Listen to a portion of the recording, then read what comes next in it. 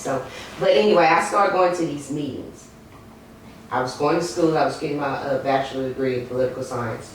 So I wanted to get involved in my community. So I started going to meetings. The first year I was going to meetings, very quietly. I wasn't saying nothing. I was just sitting there paying attention and recording. Recording. They didn't know I was recording because at that time I wasn't out in the public with it. So I was recording these meetings. And then I started filling out applications to sit on some of these boards. I started getting recommendation letters and stuff to sit on these boards. And my application kept getting denied. He who controls images controls minds. Confused as Confucius takes my eyes and verbalize. My intentions are pure, GMO approved. Pressure pill, Michelle Obama approved. This is altitude. With me it's motivation, love, and gratitude. Tonight is about if I was your man, hypotheticals.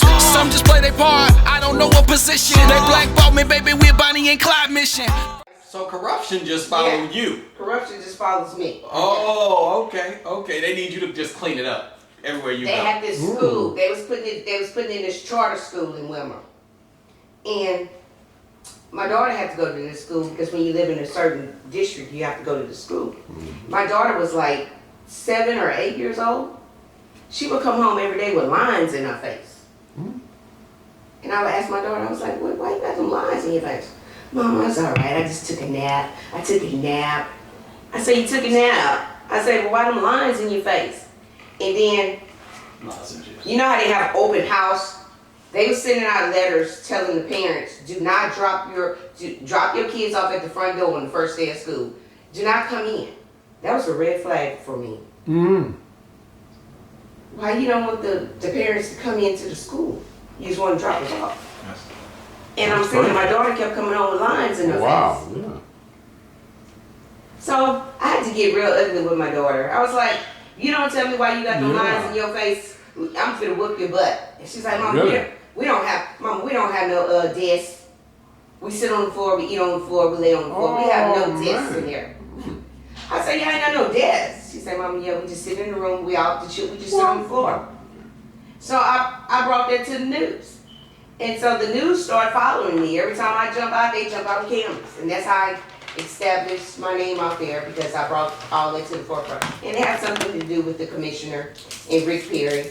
And Rick Perry threw the commissioner John Wilder Price on the bus. He had to go do time in jail. And I wrote him a letter. I said, this black bitch still out, but you sitting in jail, huh, John? And that was it. But when I came here to Lawton, I came here to Lawton, and I was living in a neighborhood that they call the hood. I don't think it's the hood. It's right off of Lee and 45. It's on the other side of Country Mart. And then on this side of Country Mart, it's supposed to be the good neighborhood. I don't know why, but when I was living on the other side, people were acting like real people, engaging, having conversations, and we were talking. And then when I moved to the other side, it just turns, I don't like that side of town, you know. So, but anyway, I started going to these meetings. I was going to school. I was getting my bachelor degree in political science. So I wanted to get involved in my community. So I started going to meetings. The first year I was going to meetings, very quietly. I wasn't saying nothing. I was just sitting there paying attention and recording. Recording. They didn't know I was recording because at that time I wasn't out in the public with it. So I was recording these meetings. And then I started filling out applications to sit on some of these boards. I started getting recommendation letters and stuff to sit on these boards.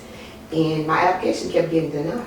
Now, what year was this, can you say? Can you put a year on that when it all kind of first started? Yeah, 2020. Okay, 2020. 2020. I wanted to sit on the Race Relation Committee. Because the Race Relation Committee is supposed to be a committee that bridges the gap with the citizens and the police. Okay. And when you're talking about that, can you please, because that's a question in here, I'm keeping you on here, describe your parents and your upbringing when you're talking about this race relations, please. So can you, will you please blend that in there when you're talking about it, please? My mom, she's from Louisiana. My dad is from Longview, Texas. My mom is diverse. She's a Native American. And my dad is a Kunta Kinte. He got drafted to the, what you call that war? Vietnam?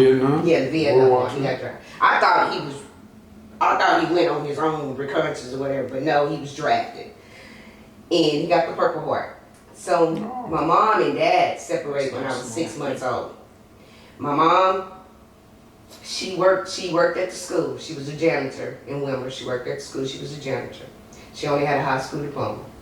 She worked her way all the way up to becoming the principal of that school. Now that school cannot be drained without her. My dad, he lived in South Dallas, the hood. You know, that was the hood. South Dallas was the hood. My dad was pro-black. I mean, black. I didn't even know my dad was racist. Okay. I didn't find out my dad. So your father was black, and you're saying your father was a racist, so that's possible. Okay, continue. Yeah. So it was different. When I stayed with my mom, if y'all go back and look at all my pictures and stuff from my childhood, Okay. I grew all my friends were Caucasian. I was at a birthday party. I'm the only little black girl at the birthday party. So when I stayed with my mom, well, I had to engage with Caucasian people, which I didn't have a problem. I was either calling Caucasian people Aunt Kathy and Uncle Cole, and I'm like, Oh my God, no. yeah, they had me calling them. My mama had me calling this old couple across the street Aunt Kathy, and it's when my mama told me I was special. That's when I found out I was special. I said, Mama, these people ain't out. That ain't my aunt and uncle. Don't look like me. Sure, they're sure aunt and uncle. I was like, okay, so, all right, aunt. And so every day I would get off the bus and get in, hey, Aunt Kathy, Uncle Cole, they be waving. And then when I go to my dad's house, now he wasn't playing that everything black over here. You better not talk to them police. Get that candy back to that police. Don't you be going over there and talk to them McGruff dog. Daddy the dog. Yeah, the police are not your friends. So it was just, when I'm in my mom's house, it's peaceful. When I was at my dad's house, it was peaceful, but it was different cultures. It was different cultures. I had to like change and switch and adapt. That's So, why I can adapt. You relate to all races is what you're saying. So you decided to go to the none other than the race relations meeting. Right. So Haters had a hell of a label. Dinner the next night in